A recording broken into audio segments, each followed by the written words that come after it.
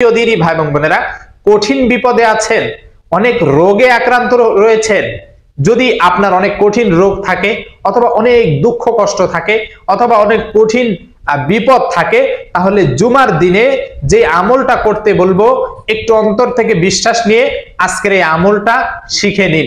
ইনশাআল্লাহ মৃত্যু পর্যন্ত কোনো ধরনের কঠিন বিপদ আপনাকে ছুঁয়েও দেখবে না, স্বয়ং আল্লাহ পাক রব্বুল আলামিন আপনাকে সাহায্য করবেন। এত সহজ সহজ কিছু আমল, যেই আমলটা আপনি চাইলেই করতে পারেন। এমন কোরআনের 3টা সূরার কথা বলবো, যেই 3টা সূরা আপনি যদি জুমার দিনে একেবারে জুমার নামাজ পড়ে আপনি সেই স্থানে বসে এরপরে এই আমলটা যদি করেন, তাহলে এই জুমা থেকে আগামী জুমা পর্যন্ত যত প্রকার কঠিন বিপদ আপদ রয়েছে আল্লাহ তাআলা সব দূর করে দিবেন। যত প্রকার রোগ ব্যাধি রয়েছে আল্লাহ তাআলা সব একেবারে মাফ করে দিবেন, আপনাকে সারিয়ে তুলবেন। এমন কালামে পাকের মধ্যে আল্লাহ তাআলা সূরা নাজিল করেছেন। আপনাকে যদি কেউ জাদুটনা করে, আপনাকে যদি কেউ ব্ল্যাক ম্যাজিক করে, বা আপনার সন্তানদের যদি কোনো বদনজর থাকে, বা আপনার যদি সন্তানের কোনো জিনের আসর থাকে, শয়তানের অনিষ্ট থাকে, সবকিছু দূর হয়ে যাবে এই মাত্র 3টা সূরার আমলের মাধ্যমে। সহজ সহজ 3টা সূরা। আল্লাহ তাআলা তো কালামে পাকের মধ্যে আয়াত নাজিল করেছেন, ওয়ানুনাজ্জিলু মিনাল কুরআনি মা হুয়া শিফাউ ওয়া রাহমাতুল লিল মুমিনিন। আমি এই কোরআনকে নাজিল করেছি মুমিনদের জন্য রহমত, এবং যারা রোগাক্রান্ত তাদের জন্য শিফা স্বরূপ। অর্থাৎ আমি রোগাক্রান্ত হতে পারি, আমি বিপদ আপদে পড়তে পারি, আমি একজন মুমিন বান্দা, আমার রহমতের প্রয়োজন, আল্লাহ তাআলার নেক নজরের প্রয়োজন, আর আমি যদি এই আমলটা করি তাহলে সবকিছু আমার মিলে যাবে। প্রিয় দিনী ভাই এবং বোনেরা, এত সহজ সহজ 3টা সূরা আমরা সবাই পারি, আমরা নামাজের ভিতরে পড়ি, কিন্তু আমলের মাধ্যমটা জানি না, আমলের নিয়মটা জানি না। তাই আজকে সেই নিয়মটা বলে দিব, সেই 3টি সূরার কথা বলবো। আপনি একটু অন্তর থেকে বিশ্বাস নিয়ে এই আমলটা করবেন। জুমার দিন আপনি জুমার নামাজ আদায় করবেন। জুমার দিন তো অনেক গুরুত্বপূর্ণ একটা ফজিলতপূর্ণ দিন, যে দিনকে মুসলমানদের ঈদের দিনও বলা হয়। কারণ জুমার দিনে যখন মসজিদে মানুষ সবাই একত্রিত হয়, দেখা যায় যে অন্যান্য সময় মানুষ বিভিন্ন কাজে কর্মে থাকে, কিন্তু জুমার দিন দুনিয়ার যত কাজই থাক না কেন সবাই চেষ্টা করে যে জামাতের সাথে অন্তত জুমার নামাজটা আদায় করতে। কারণ জুমার নামাজ জামাতের সাথে আদায় না করলে সেটা জোহরের নামাজ হয়ে যায় যদি একাকি পড়ে। আর জুমার দিনের ফজিলত তো আমরা অনেকে আলোচনা করেছি, অনেকবার শুনেছি যে আপনি প্রতি কদমে কদমে 1 বছরের নফল রোজা নফল নামাজ পড়ার নেকি পাবেন। এতটা ফজিলতপূর্ণ দিন, আর এই দিনে আপনি এই আমলটা করলে আল্লাহ তাআলা তো কবুল করবেন।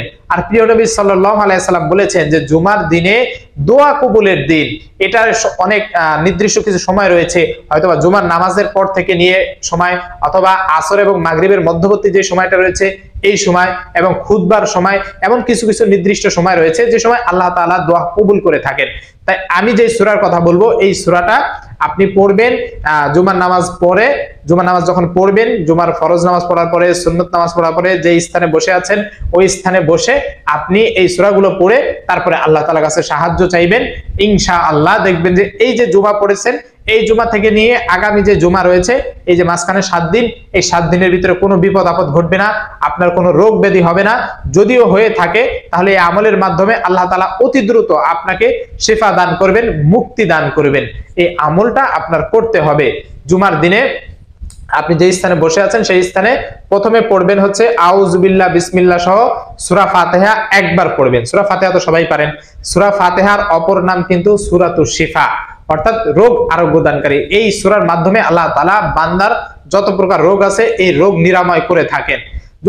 অনেকে এমন বলেছেন যে সূরা ফাতিহা যদি কোনো ব্যক্তি 40 দিন পর্যন্ত 7 বার পড়ে পানির ভিতরে ফু দিয়ে সেই পানিটা যদি 40 দিন পর্যন্ত পান করে, এতে কঠিন ক্যান্সারের মতো রোগও যদি থাকে আল্লাহ তাআলা কুদরতি ভাবে তাকে সুস্থতা দান করে। সুবহানাল্লাহ সুবহানাল্লাহ।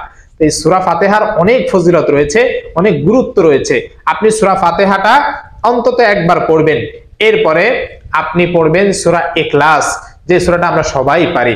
সূরা ইখলাস, বিসমিল্লাহির রহমানির রহিম, কুল হুয়াল্লাহু আহাদ আল্লাহুস সামাদ লাম ইয়ালিদ ওয়া লাম ইউলাদ ওয়া লাম ইয়াকুল লাহু কুফুয়ান আহাদ। আর এরপরে বিসমিল্লাহির রহমানির রহিম বলে সূরা ফালাক পড়বেন। বিসমিল্লাহির রহমানির রহিম, কুল আউযু বিরাব্বিল ফালাক মিন শাররি মা খালাক ওয়া মিন শাররি গাসিকিন ইযা ওয়াকাব ওয়া মিন শাররিন নাফাসাতি ফিল উকাদ ওয়া মিন শাররি হাসিদিন ইযা হাসাদ। এরপরে সূরা নাস পড়বেন। বিসমিল্লাহির রহমানির রহিম, কুল আউযু বিরাব্বিন নাস, মালিকিন নাস, ইলাহিন নাস, মিন শাররিল ওয়াসওয়াসিল খান্নাস, আল্লাযী ইউওয়াসউইসু ফি সুদুরিন নাস মিনাল জিন্নাতি ওয়ান নাস। এই যে তিনটা সূরা, সূরা ইখলাস, সূরা ফালাক, সূরা নাস, এই তিনটা সূরা আপনি 7 বার করে পাঠ করবেন। মনে রাখবেন, সূরা ফাতিহা একবার এবং সূরা ইখলাস, সূরা ফালাক, সূরা নাস 7 বার পাঠ করবেন প্রতি জুমার দিন, জুমার নামাজ শেষে। এবং যখন এই 7 বার পড়া হবে, এরপরে আল্লাহ তাআলার কাছে আপনি দুহাত তুলে দোয়া করবেন আপনার রোগ ব্যাধির জন্য, আপনার যত প্রকার দুঃখ কষ্ট আছে, বিপদ আপদ আছে, সবকিছুর জন্য আল্লাহ তাআলার কাছে সাহায্য চাইবেন, আশ্রয় চাইবেন। ইনশাআল্লাহ অতি দ্রুত সেই রোগ ব্যাধি দূর হয়ে যাবে, বিপদ দূর হয়ে যাবে। আল্লাহ তাআলার উপরে ভরসা রাখবেন। এবং সূরা ফালাক, সূরা নাসের আমলের ভিডিও আমরা ইতিমধ্যেই দিয়েছি, যে অনেক সময় দেখা যায় যে কোনো জাদুটোনা করে থাকে অনেকের উপরে, বা বাচ্চাদেরকে জিন বা মানুষের যে বদনজর রয়েছে এগুলো থেকে হেফাজত করতে এই দুইটা সূরার আমল যথেষ্ট। প্রিয় নবী সাল্লাল্লাহু আলাইহি সাল্লামকে যখন কোন এক কাফের রাসূল সাল্লাল্লাহু আলাইহি সাল্লামকে ব্ল্যাক ম্যাজিক করেছিল, জাদুটোনা করেছিল, তখন আল্লাহ তাআলা এই সূরা ফালাক, সূরা নাস এই দুইটা সূরা কিন্তু নাজিল করেছেন। এবং আল্লাহ রাসূল সাল্লাল্লাহু আলাইহি ওয়াসাল্লাম এই দুইটা সূরা তেলাওয়াত করেছেন। 5 এবং 6টা, মোট 11টা আয়াত, এই 11টা আয়াত তেলাওয়াত করেছেন। আর রাসূল সাল্লাল্লাহু আলাইহি সাল্লামকে যে জিনিস দ্বারা জাদু করা হয়েছে সেগুলো একটা একটা করে নষ্ট হয়ে গিয়েছিল, এবং সুতার ভিতরে একটা একটা করে গিট দেওয়া হয়েছিল, সেগুলো একটা একটা করে খুলে গিয়েছিল এই দুইটা সূরার মাধ্যমে। তা আপনাদের যদি এমন কারোর এই ধরনের কোনো জিন, ভূত বা মানুষের বদনজর বা শয়তানের আসর, এমন যা কিছু থাকুক না কেন, সব কিছু এগুলো দূর করতে এই দুইটা সূরারও আমল করবেন। প্রতিদিন মাগরিব এবং ফজরের পরে আপনি কমপক্ষে 3 বার পাঠ করবেন। 3 বার পাঠ করে এই যে 2 হাত এভাবে ফু দিয়ে পুরো শরীরে 3 বার মাসে করবেন। আপনার শিশু সন্তান যারা রয়েছে তারা তেলাওয়াত করতে পারে না, তাদের শরীরে ফু দিয়ে দিবেন।